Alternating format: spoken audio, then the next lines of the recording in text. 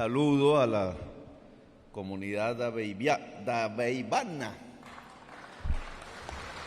comunidades indígenas aquí presentes, líderes sociales, a los presidentes, presidentas e integrantes de la Junta de Acción Comunal que se han hecho presentes, al gobernador del departamento de Antioquia, Aníbal Gaviria Correa, alcalde del municipio de Dabeiba, Leyton Urrego Durango. Durango es un apellido cordobés, de Ciénaga de Oro. Bueno, usted está como ligado a mí. Y su esposa Claudia Patricia, presidente de la Corporación de Dirigentes del Occidente Antioqueño, Libardo Álvarez Lopera, su esposa María Alicia y su hija Juana, funcionarios aquí del Gobierno Nacional, congresistas de la República, alcaldesas y alcaldes, mandos regionales de las Fuerzas Militares y la Policía Nacional, diputados y concejales, integrantes de la Corporación de Dirigentes del Occidente Antioqueño, excombatientes y firmantes del Acuerdo de Paz, a los medios de comunicación que se han hecho presentes y en general a toda la ciudadanía. Es la primera vez, sin duda, sí, que estoy aquí. En mis diversas campañas no había pasado por Dabeiba, la había estudiado en mis debates parlamentarios.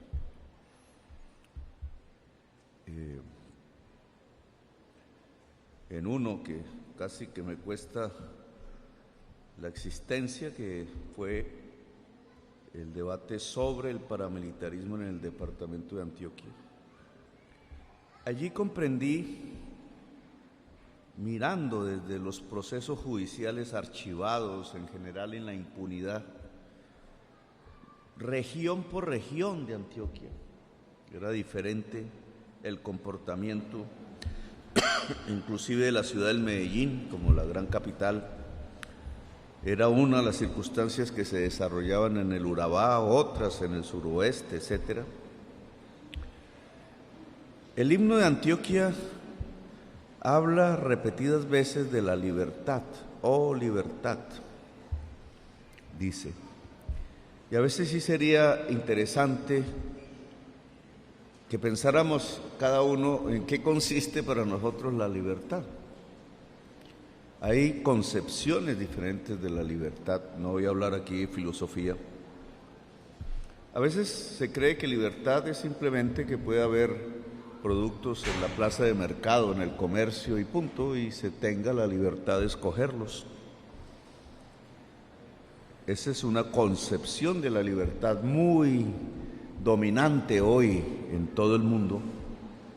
Si la libertad es eso, otros hemos pensado que la libertad es la dignidad humana, que sin dignidad humana no puede haber libertad, que si una persona tiene hambre, ¿de dónde nace la libertad? Que si una persona no puede decir lo que se le da la gana o vestirse como se le da la gana, ¿de dónde nace la palabra libertad? Que si una persona no puede ejercer sus derechos como ser humano, si por X o Y razón, por caminar por allí en alguna noche, termina muerto, asesinado, ¿de dónde sale la palabra libertad? Si el Estado es el que mata aún peor, ¿dónde podría florecer la sociedad, en la sociedad, la palabra libertad como una realidad, si hay un Estado que puede matarlo a uno en cualquier momento? La palabra libertad, por tanto, está asociado a la palabra democracia. Creo que en la historia de los seres humanos en el mundo, la lucha milenaria por tener cada vez más autonomía y libertad es la lucha milenaria por alcanzar cada vez mejores fórmulas de democracia. Habría que pensar entonces en el tiempo pasado, si en el departamento de Antioquia y en Colombia toda, se destruyó el concepto de la libertad. Si el territorio fue visto como un espacio para controlar la sociedad, para dominarla, incluso con la amenaza. Por X o Y factores, si lo que se fue construyendo a partir de ese tipo de prácticas que duraron años no fue el asesinato mismo de la libertad y de la democracia. Porque cuando la gente de un territorio no pueden decidir sobre él, sabiendo que allí las gentes tienen diversas visiones, etcétera, pero les queda imposible decidir sobre su propio territorio, pues no existe ni la democracia ni la libertad, y el himno se convierte, tanto el nacional como el regional, en palabras, no en realidades. Uno de los aspectos que este gobierno debe llevar a todos los rincones del territorio nacional es precisamente esa experiencia de la libertad y de la democracia. En algunos existe, no vamos a decir que no, pero en otros no. En otros hay dictaduras, hay miedos. En otros aún la amenaza es latente. En otros da miedo vivir. Cuando dé esa sensación del miedo a vivir, es porque no hay libertad y es porque no hay democracia. Y hay que construirla. Claro, si el gobierno no está de acuerdo en que en Colombia haya libertades y democracia, pues es muy difícil construirlo. Pero cuando el gobierno está de acuerdo, cuando las diferentes instancias del poder, que no son solamente las del gobierno, está de acuerdo en que Colombia necesita un momento que debe ser incluso cada vez más profundo, no simplemente instantáneo, de construcción de la libertad y la democracia en cada territorio, pues es el momento de aprovechar. Hemos convocado a las sociedades en toda su diversidad, en todo el territorio nacional, en 50 subterritorios, para definir cómo se hará el Plan Nacional de Desarrollo. ¿Cómo, qué obras, qué proyectos, qué ilusiones prioritarias tiene una región para inscribirla, y de ahí la palabra vinculante, en la ley del Plan de Desarrollo y obligar en cierta forma al gobierno y sus instituciones a cumplirla? Esa convocatoria no se ha hecho a los grandes dueños del capital para que digan cómo creen que este territorio debe ser, sino se ha hecho a las ciudadanías del territorio, a las personas del común, sean comerciantes, sean agricultores, sean mujeres, sean hombres, sean niños, sean jóvenes, de cómo quisieran que ese territorio se fuese desarrollando, hacia dónde, con qué sentido. Esa es una idea democrática, una idea que puede generar libertades, porque no estamos haciendo reuniones, procesos de discusión, debates, diálogos sociales, le hemos dicho, diálogos sociales que son la base de la paz, para que alguien amenace a otro, sino para que haya una expresión libre de lo que una ciudadanía en su territorio quiere. Indudablemente el territorio en Colombia ha sido afectado. Si nuestro país era un país de bosques y de selvas, pues es obvio que ha sido afectado. Se pensó que tumbar la selva era el desarrollo. Incluso por ahí hay un monumento de un hacha sobre un árbol. Bajo esa idea, bajo esa concepción, que la selva era la maleza y la riqueza consistía en tumbar la selva y sembrar allí, o tenerlo como una pradera, como un potrero, que es lo que generalmente sucedió en buena parte del territorio nacional. Hoy sabemos que en la selva está la riqueza. Hoy sabemos que una de las grandes aportaciones que la sociedad colombiana puede hacer a la actual crisis que es una crisis climática, y aquí hemos sufrido las consecuencias y las seguimos sufriendo. Ahorita hubo una tregua, espero que no solo porque viniéramos, gobernador, sino ojalá acabara la época de lluvias, pero la probabilidad que acabe es pequeña. Esa crisis climática es el producto de un sistema económico. Eso es lo que dice la ciencia. No es producto de un azar de la geología o de una mala combinación de unas condiciones del planeta. No, es producto del ser humano, pero no de todos los seres humanos, sino de su parte más rica y poderosa, la que más consume y mejores niveles de vida tiene en el mundo. Una pequeña parte de la humanidad es una enorme consumidora de productos que se hacen con una energía que tiene que ver con el petróleo y el carbón. Colombia es un gran exportador de petróleo, bueno, un gran no, pero somos exportadores de petróleo y de carbón. Y entonces aquí empiezan a producirse una serie de tensiones, de escogencias, de decisiones que debemos tomar como sociedad y que tienen que ver con el territorio, en muchas partes donde estamos ubicados. ¿Dejamos que la selva se acabe? Primer punto. Lo traigo a cuento, lo he mencionado en varios de mis visitas a la selva amazónica con el pueblo amazónico, pero aquí indudablemente tenemos una selva, unos cuidadores de la selva, que son las comunidades indígenas de la región, como bien han hablado aquí.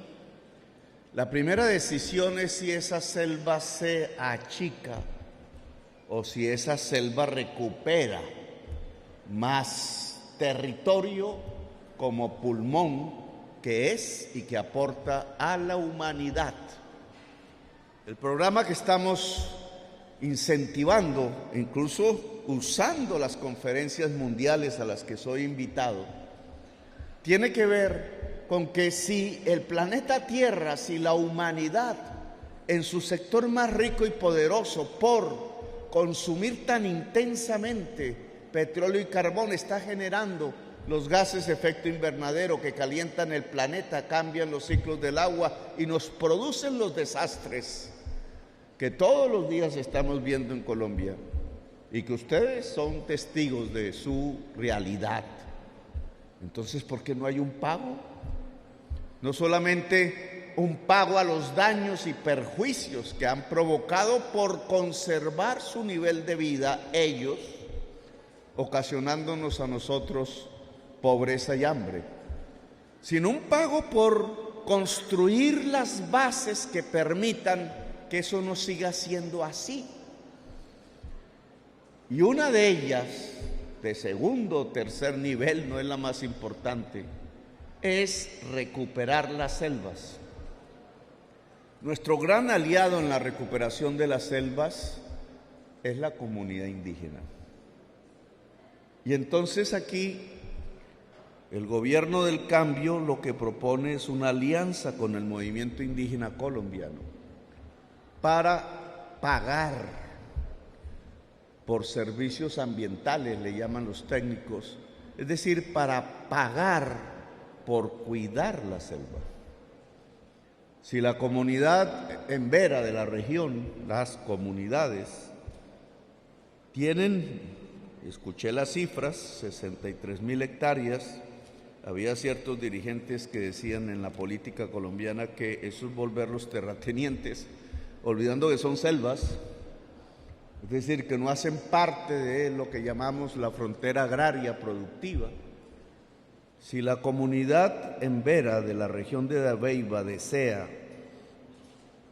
trabajar con nosotros el programa de revitalización de la selva, que significa pagos por servicios ambientales que vamos a sacar como fuente de financiación al mundo entero, y ampliar los resguardos, estamos a su disposición.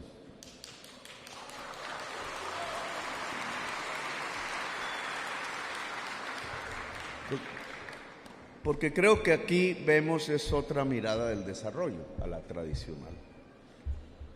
Y es un buen comienzo en la región, una región montañosa, la he volado varias veces en helicóptero, que las fuerzas militares me permiten, indudablemente de montañas y montañas. Es una región que tiene que proteger el agua, porque sin selva no va a haber agua. Tiene que ser una región que vea en el agua su eje conductor del desarrollo, que no se construya contra el agua, sino con el agua.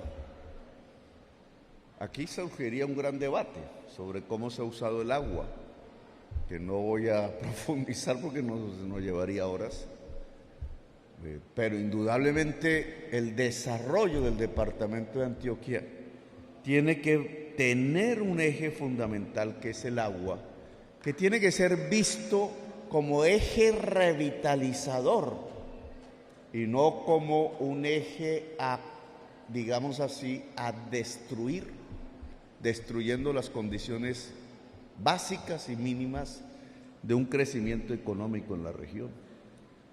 Entonces, el plan de ampliar la selva, de revitalizarla, de cuidar por tanto las fuentes del agua de la región me parece fundamental, y ojalá, gobernador, sea uno de los ejes fundamentales de un acuerdo que dijo nuestro dirigente, un pacto por el campo. Sin agua no hay campo, así de simple. Sin agua no hay alimentos, y si no cuidamos el agua, pues no hay vida.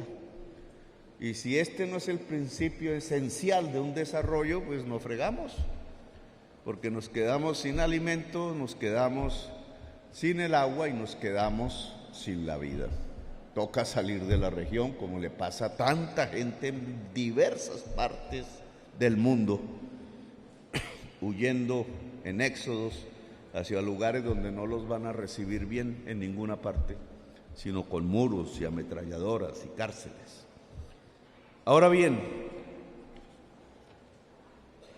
yo tengo unas dudas sobre la carretera, las 4Gs, que aquí me parece que se han reafirmado, porque las 4Gs realmente están posibilitando el desarrollo de Colombia. En la evaluación que podríamos hacer de los años de existencia que tienen, indudablemente desde el punto de vista técnico, ingenieril, se han hecho para dar más velocidad. Las 4G es para tener más velocidad. La velocidad se ha vuelto el concepto central del siglo XX.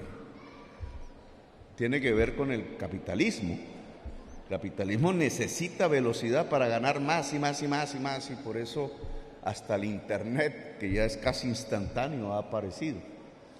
Esa es una forma del desarrollo, pero no necesariamente es el desarrollo del territorio.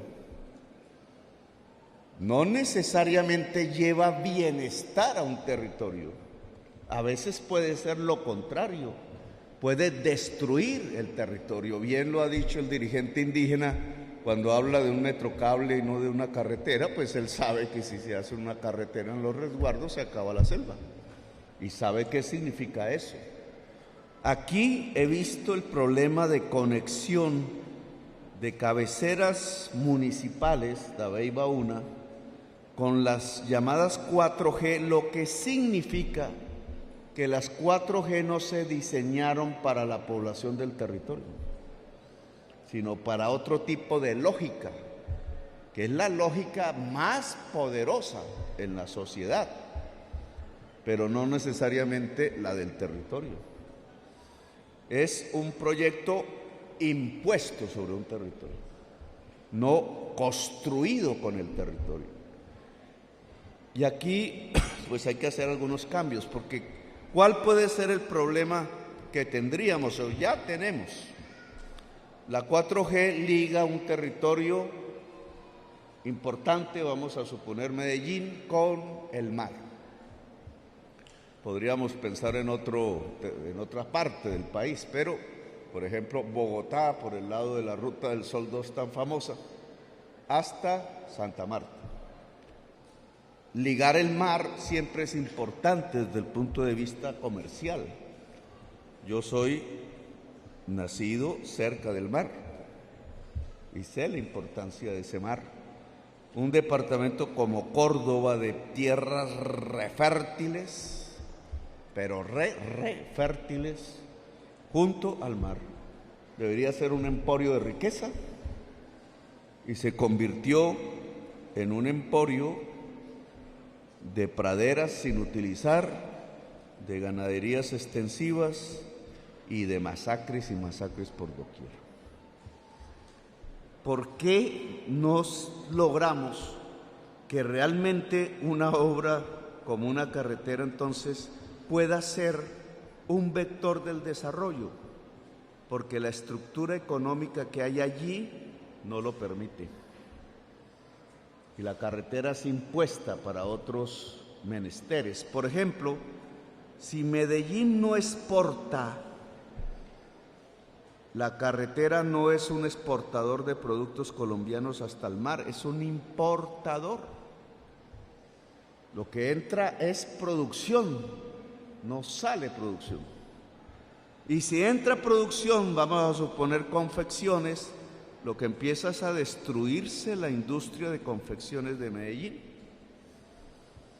El territorio ni ve, porque lo que ve pasar son los camiones para un lado y los camiones vacíos para el otro. El territorio de Dabeiba, por ejemplo, mirando la carretera. Nuestras exportaciones van por tubo, petróleo y un tren chiquito allá en La Guajira, carbón.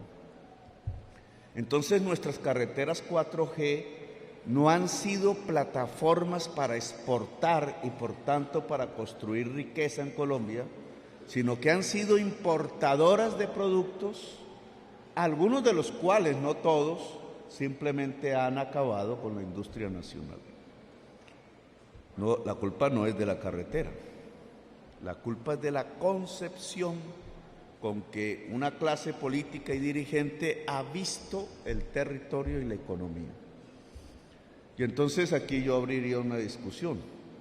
¿Cómo esa carretera que se está construyendo, tanto en el lapso inicial Medellín como en todo su desarrollo, pueda ser propulsora de desarrollo, medio del desarrollo, lo cual significa cómo las estructuras económicas que hay en el territorio se pueden revitalizar?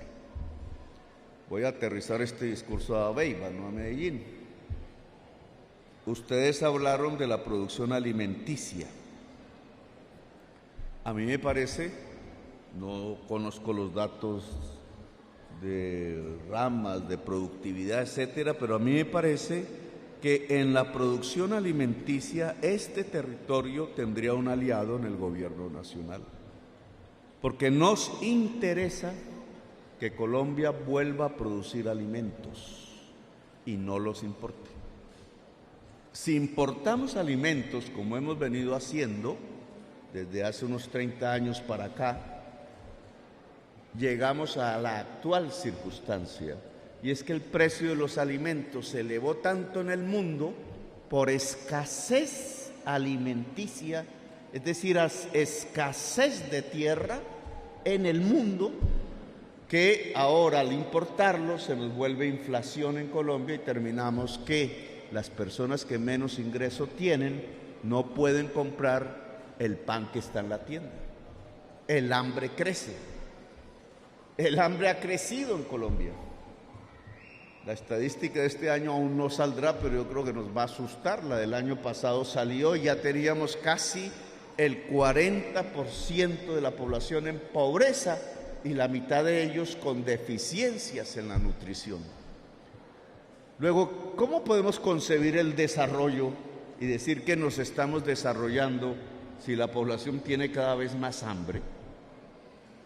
Tenemos que construir una manera diferente. El desarrollo consiste primero en que nos desarrollamos nosotros como seres humanos, nuestros músculos, nuestros huesos, nuestra capacidad cerebral, que es la fundamental. Una ausencia de nutrientes en parte de la sociedad colombiana comienza por matar el músculo, el hueso y la capacidad cerebral. de por vida. Vamos perdiendo la capacidad como sociedad, es decir, nos estamos empobreciendo, no es solo económicamente, sino como seres humanos. Si Dabeiba puede producir alimentos, entonces construyamos un plan para fortalecer la capacidad de la región, conviviendo con el agua, conviviendo con la selva para producir alimentos nutrientes. Necesitamos subsidiar fertilizantes, hagámoslo, ya empezamos nosotros. 20% del precio, pero aún el precio creció tanto porque los fertilizantes son importados, creció tanto que 20% aún no es suficiente, pero podemos llevar eso al 50, al 80% del subsidio, de tal manera que haya fertilizantes más baratos en la región y la rentabilidad para sembrar frijol o maíz, volver a sembrar maíz, que es tan importante, o lo que ya la gente está sembrando, aumente y podamos aumentar la producción alimenticia de la región. Si la producción alimenticia crece, si la producción agraria crece, Dabeiba será más rico.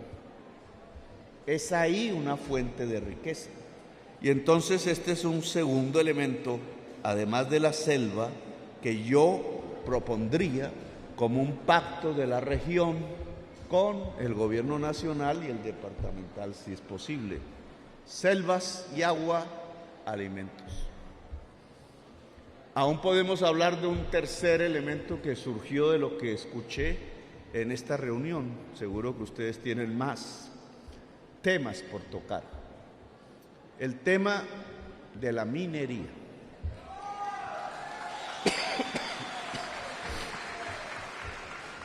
Cuando fue Andrés Pastrana, presentó el Código Minero aún vigente, los parlamentarios que estábamos allí en ese momento, incluso la mayoría, le expresó al gobierno que ese código iba a matar al pequeño minero en Colombia. Incluso el Congreso logró meter unas cláusulas de salvaguarda al proyecto del gobierno nacional y yo voté en contra. El proyecto estaba hecho para las grandes multinacionales.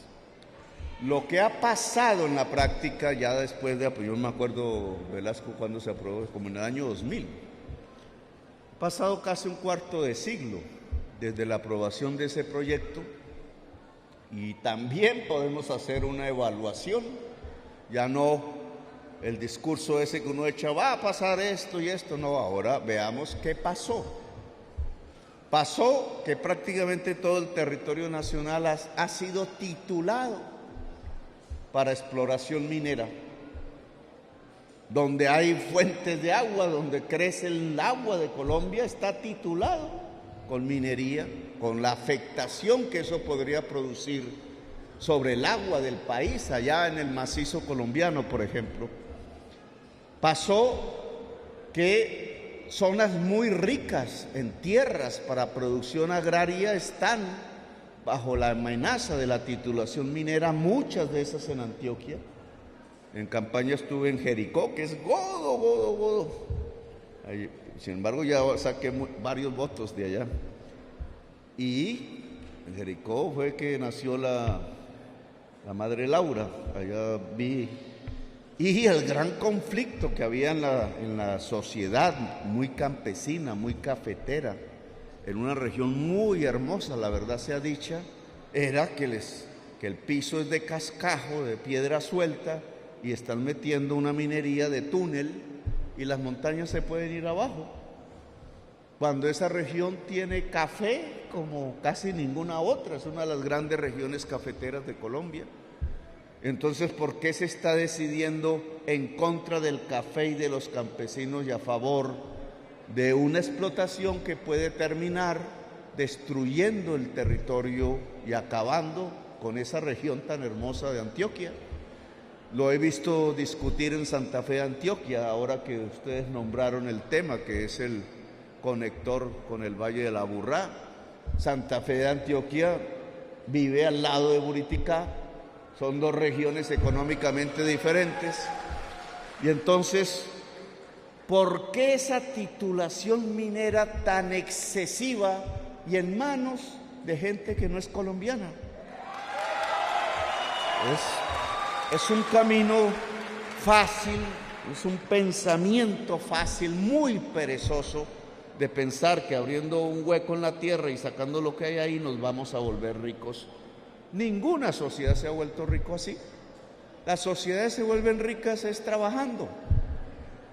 Es en la agricultura, en la industria, puede que aproveche condiciones naturales, pero en general, por ejemplo, un país tan similar a nosotros en población y en algo de historia como Corea del Sur, hoy es 6 veces más rica que Colombia, que cuando fuimos a pelear allá nuestros abuelos, y no exportó una gota de petróleo, aplicó todo a una reforma agraria para producir sus alimentos y se industrializó sobre la base del conocimiento. ¿Cuál es el conocimiento en la región? ¿Cuál es el aparato educativo en la región? ¿Cómo se puede establecer una alianza entre la región, incluso mirando además Urabá, etcétera, el occidente todo, y la nación, para ver cuáles son las posibilidades de educación y cómo se pueden ampliar en el occidente antioqueño para la juventud?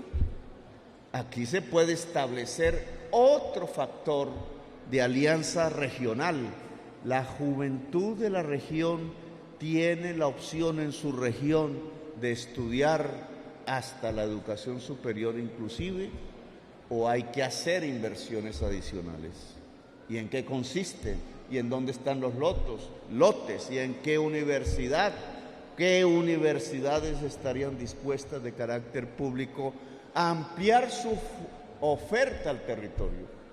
Pero no me alejo de la minería, porque quiero hacerles una propuesta. El código minero hay que reformarlo. No nos sirve. Y es complejo porque ustedes saben que la minería, por ejemplo, del oro, está generando unos efectos de destrucción territorial en la nación de gran escala. Se puede sacar oro sin destruir el agua, pero eso implica unos conocimientos, unas tecnologías, unas ayudas, una capacitación y una priorización diferente del Estado. El Estado ya no debe priorizar la gran multinacional minera. El Estado debe priorizar al pequeño minero tradicional, a la pequeña minera tradicional, y sobre eso soportar el esfuerzo minero que indudablemente pues se necesita, porque no es que sea una guerra contra la minería, sino contra las formas como se hace la minería en Colombia. Y para ello yo convocaría a los amigos aquí mineros y mineras de Dabeiba, junto a los demás pequeños mineros de Antioquia, que son muchísimos, a convocar una gran convención nacional minera de pequeños mineros y mineras, en el lugar que ustedes digan, para ahondar en lo que debe ser el nuevo Código Minero de Colombia. Son ustedes mismos, ustedes mismas, las que deben ayudarnos a diseñar los caminos de una minería que no destruya al minero, que no destruya el territorio y que no destruya el agua, y que permita que sea una base de riqueza regional y de riqueza nacional. Por eso el gobierno nacional quiere establecer esa otra alianza, la alianza entre el pequeño y la pequeña minera y el Estado de Colombia. Ya han hablado ustedes de otros temas más particulares, usted habló de un lote de 100 hectáreas en Dabeiba para reubicación de damnificados de la ola invernal que cada rato nos llega.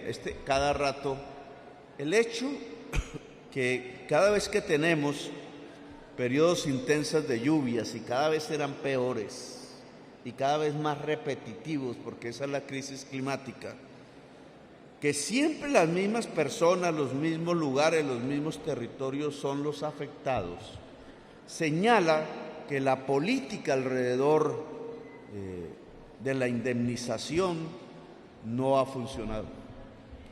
Y no ha funcionado porque se mantiene a las personas en las mismas áreas de alto riesgo. Cada municipio está obligado a tener un mapa de alto riesgo y allí no debe vivir ninguna persona. Se pueden hacer actividades, pero no ponerlas a exponer a la muerte. Como hay personas en las zonas de alto riesgo, la política justa es la reubicación. Nadie está dispuesto a reubicarse a menos que se reubique en un lugar donde su posibilidad de ingreso no se dañe, donde pueda vivir mejor, donde sus lazos, digamos, sociales no se corten, porque no es solo una vivienda, es un hábitat. Eso hay que tenerlo en cuenta. Si eso lo ponemos como un principio, la gente sí se reubica y podemos ir poco a poco disminuyendo los riesgos que cada oleada invernal nos va trayendo a Colombia. Las 100 hectáreas que ustedes proponen están bajo estudio en este momento. ¿Qué estamos estudiando? Que no tengan riesgo, porque nada sacaríamos pasar una población hoy en alto riesgo a otro lugar en alto riesgo, sino que tiene que disminuir el riesgo. Si sirve, iniciamos el plan de vivienda.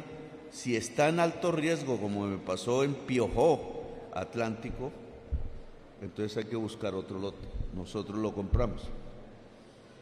Hay mecanismos para lograr adquirir con facilidad, de acuerdo a la ley, lotes para reubicación para personas en alto riesgo climático, hay que llamarlo así.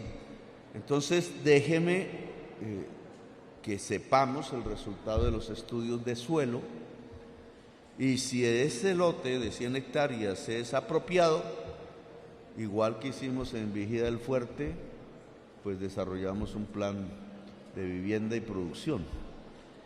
En Vigía del Fuerte ya está en desarrollo. Si no, pues hay que ubicar otra zona de bajo riesgo, si es que lo podemos hacer. En eso el alcalde tiene más conocimiento, nuestras personas de la Unidad Nacional de Riesgo en el territorio también. Esperamos las decisiones y los estudios al respecto. La carretera Murindó, Vigía del Fuerte hacia acá, que es una carretera que creo que no tiene ni diseños. Nuestro compañero indígena habla de metrocables. No sé si en esa distancia podríamos lograrlo. Ya lo veremos. A mí sí me encantaría hacer un metrocable, pero metrocable es un transporte público masivo. No es un transporte, digamos, para altas cargas ni cosas por el estilo. Metrocable sirve mucho en ciudades, puede servir muchísimo en zonas de cuidado ambiental, en largas distancias no tanto. Yo voy a estudiar el tema de la carretera Murindó. Murindó indudablemente es un municipio excluido en Antioquia. No debería ser así. Murindó es de mayorías étnicas, indígenas y afros. Murindó también políticamente no se comporta como la mayoría de los municipios de Antioquia. Murindó es un municipio organizado socialmente y afectado por la violencia, y la violencia prácticamente está desplazando a su población. Han vuelto a Murindó un municipio moribundo, y nosotros no podemos permitir eso. Allí actúan algunos actores de la violencia. Sobre el pueblo en Vera, entre otras, actúan hoy actores de la violencia, quitándoles la tranquilidad de vivir en su territorio. Uno de ellos, el ELN. Con el ELN se ha empezado una conversación, un diálogo de paz. El primer punto de acuerdo que logramos con el ELN en escasa una semana que llevan estos diálogos es que se permite el regreso de las poblaciones desplazadas por esa organización de territorios indígenas en Veras a sus resguardos, con garantía de no repetición y de retorno. Esto hay que aplicarlo a otras poblaciones.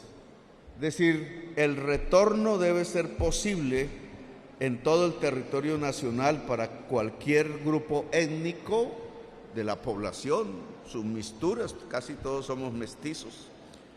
Y en Murindó hay que lograrlo como un acuerdo, es decir, el cese de la hostilidad sobre la población en Murindó, de tal manera que su población afro y negra pueda por lo menos empezar a vivir en paz y las opciones de desarrollo de esa región que ha sido tan excluida puedan ser materia de acuerdo con el gobierno nacional. Así que, alcalde, lo espero allá o yo voy allá. Yo quería ir, pero para ir a Murindó hay que hacer un esfuerzo. Ahora lo puedo hacer más fácil, así que lo vamos a poner en la agenda. Pero antes casi que me quedaba imposible. Había que ir por río, durante horas en el río y cruzando una serie de retenes nada deseables para un candidato y un dirigente como yo. Estos son los puntos que he visto puntuales en los discursos que ustedes han dado.